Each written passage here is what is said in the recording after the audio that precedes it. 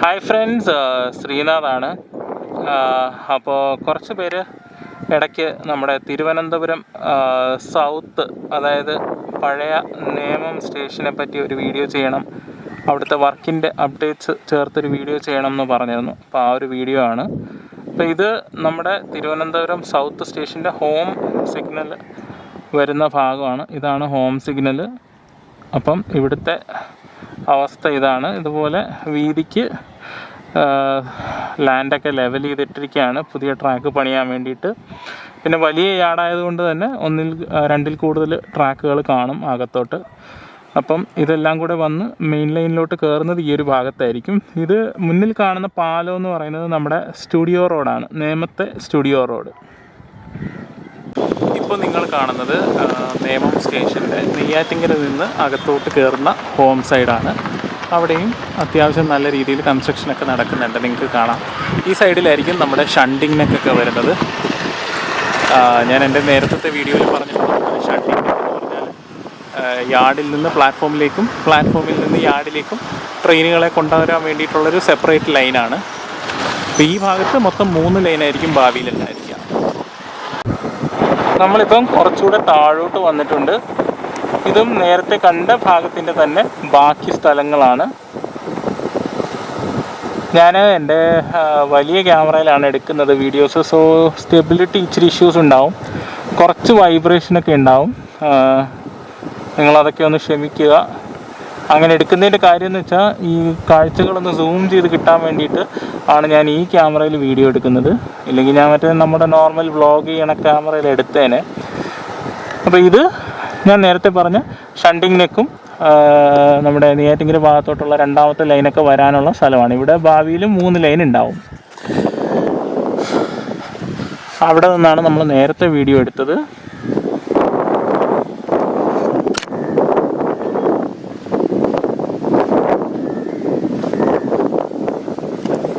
അവിടെ ഇനി ഒരു പുതിയ പാലമൊക്കെ വരാനുണ്ട്.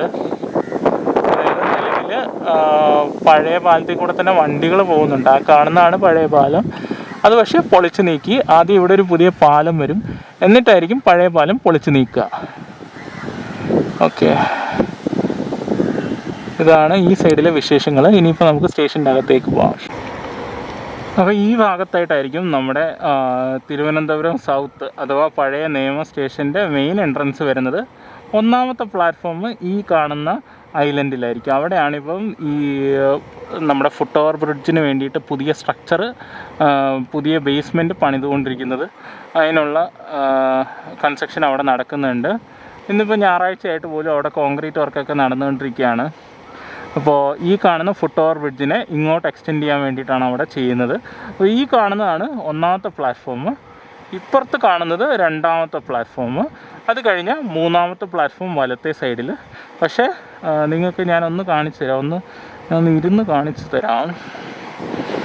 ഇപ്പോൾ അപ്പുറത്ത് കണ്ടോ, ആ ചേട്ടൻ നടന്നിറങ്ങി വരുന്നത് ഇപ്പോൾ ഉള്ള ഒന്നാമത്തെ പ്ലാറ്റ്ഫോമിൽ കൂടെയാണ്. അപ്പോൾ ആ പ്ലാറ്റ്ഫോം പൊളിച്ചിട്ട് ഈ കാണുന്ന സ്ഥലത്ത് പുതിയൊരു ട്രാക്ക് വരും. പിന്നെ അതേപോലെ അവ എന്ത് പറ്റും, ഈ പഴയ ട്രാക്ക് എന്ന് പറയുന്നത് ഒരു എന്താ പറയുക, സ്റ്റേബിളിംഗ് ലൈനായിട്ട് അങ്ങ് മാറും. അത് കഴിഞ്ഞിട്ട് അതിൻ്റെ വലതുവശത്തായിരിക്കും 4ാമത്തെ പ്ലാറ്റ്ഫോം. അതാണ് ആ ഫുട് ഓവർ ബ്രിഡ്ജ് അങ്ങ് തീരുന്ന ആ ഒരു പ്ലാറ്റ്ഫോം എന്ന് പറയുന്നത്. ആ ഫുട് ഓവർ ബ്രിഡ്ജ് അവിടെ നിങ്ങൾക്ക് കാണാം, അങ്ങ് ദൂരെയായിട്ട് താഴെ ഇറങ്ങുന്നത് കാണാം. അതായിരിക്കും ഭാവിയിലെ 4ാമത്തെ പ്ലാറ്റ്ഫോം. 4ാമത്തെ പ്ലാറ്റ്ഫോം വലത്തെ അറ്റത്ത്, അത് കഴിഞ്ഞിട്ട് നടുക്കൊരു സ്റ്റേബിളിംഗ് ലൈന്, അത് കഴിഞ്ഞിട്ട് 3ാമത്തെ പ്ലാറ്റ്ഫോം, ഇവിടെ 2ാമത്തെ പ്ലാറ്റ്ഫോം, ഇവിടെ 1ാമത്തെ പ്ലാറ്റ്ഫോം. അങ്ങനെ 4 പ്ലാറ്റ്ഫോമുകളാണ് ആദ്യഘട്ടത്തിൽ നമ്മുടെ നേമം റെയിൽവേ സ്റ്റേഷനിലുള്ളത്. പിന്നെ അപ്പുറത്തായിട്ട്, അത് ഇവിടുന്ന് കാണത്തില്ല, ഞാൻ അപ്പുറത്തെ സൈഡിൽ പോയിട്ട് വേറെ വീഡിയോ എടുക്കുന്നുണ്ട്. ആ വീഡിയോയിൽ നിങ്ങൾക്ക് കാണാം നമ്മുടെ സ്റ്റേബിളിംഗ് ലൈനുകളും പിറ്റ് ലൈനുകളും.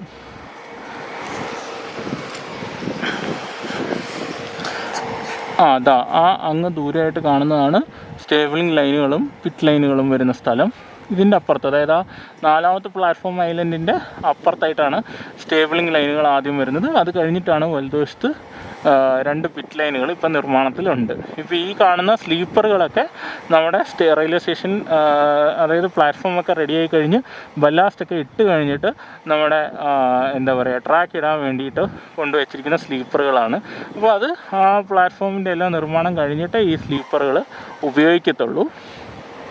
അപ്പോൾ ഇതാണ് നമ്മുടെ നേമം സ്റ്റേഷൻ്റെ ഈ ഭാഗത്തായിരിക്കും മെയിൻ എൻട്രൻസ് വരുന്നത്. ഇപ്പോൾ ഈ കാണുന്ന ഈ റോഡ് വഴി ഈ റോഡ് നേരെ നമ്മുടെ കാട്ടാക്കട പോകുന്ന റോഡുണ്ടല്ലോ, പ്രാവച്ചമ്പലത്ത് നിന്ന് കാട്ടാക്കട പോകുന്ന റോഡാണ്. ആ റോഡിൽ നിന്നായിരിക്കും മെയിൻ എൻട്രൻസ് വരുന്നത്.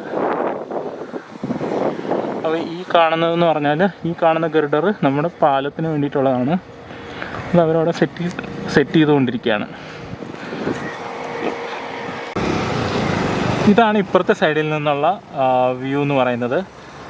ആദ്യത്തെ ഫേസിൽ നമ്മുടെ തിരുവനന്തപുരം സൗത്ത് സ്റ്റേഷനിൽ ഡിസൈൻ പ്രകാരം 4 പ്ലാറ്റ്ഫോമുകൾ, 2 പിറ്റ് ലൈൻസും ഈ കാണുന്ന സ്ഥലത്തായിട്ട് 3 സ്റ്റേബിളിംഗ് ലൈൻസുമാണ്.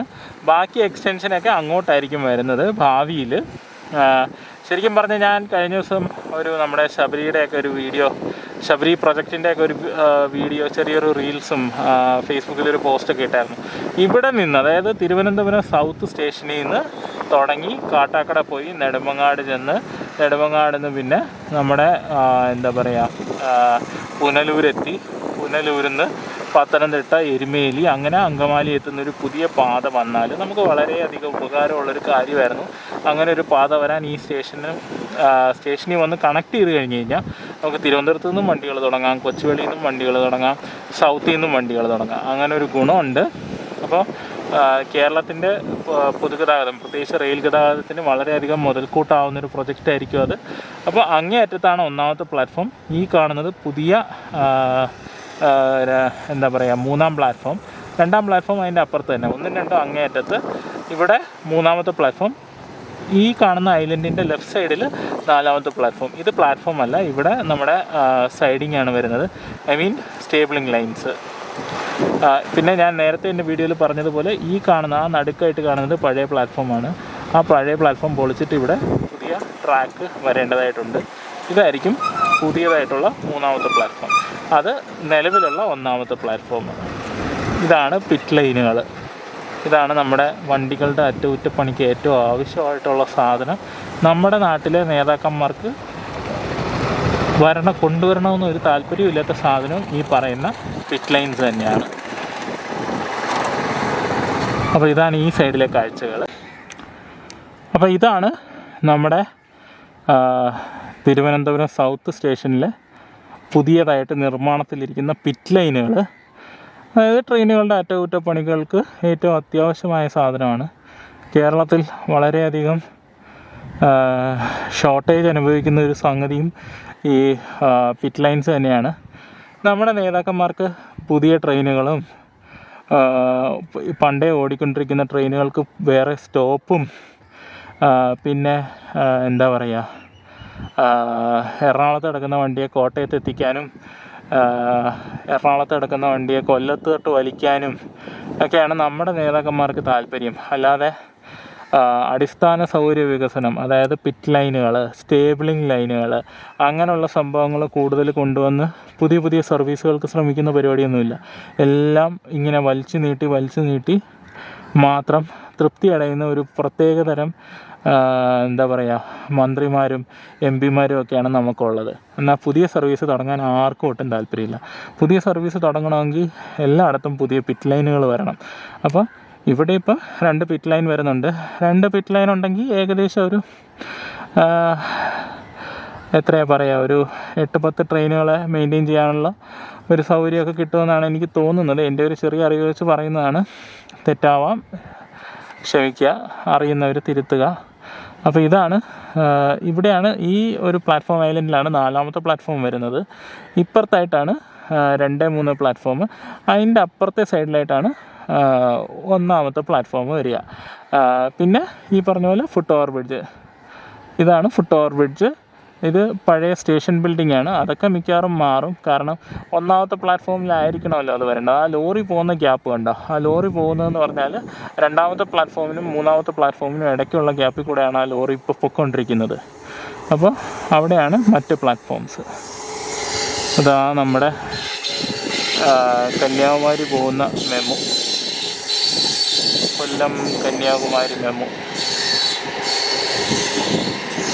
നേമത്ത് സ്റ്റോപ്പുണ്ട് അതിന്.